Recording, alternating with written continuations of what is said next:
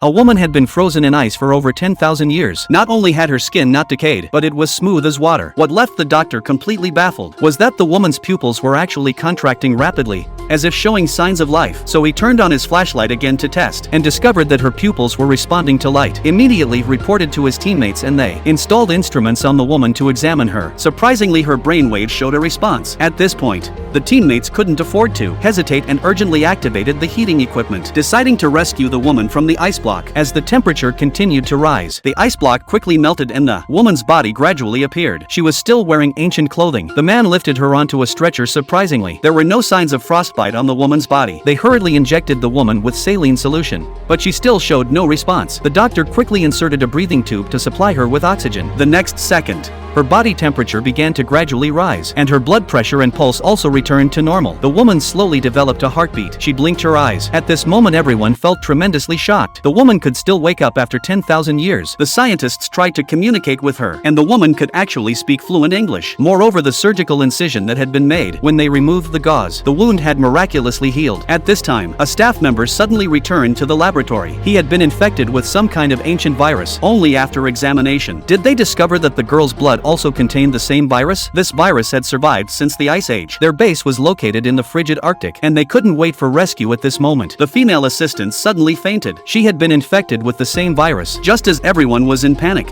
the woman silently walked up to the man and slowly placed her hand on his chest. The man immediately recovered his vitality, and even his severe foot frostbite was healing at an extremely rapid rate.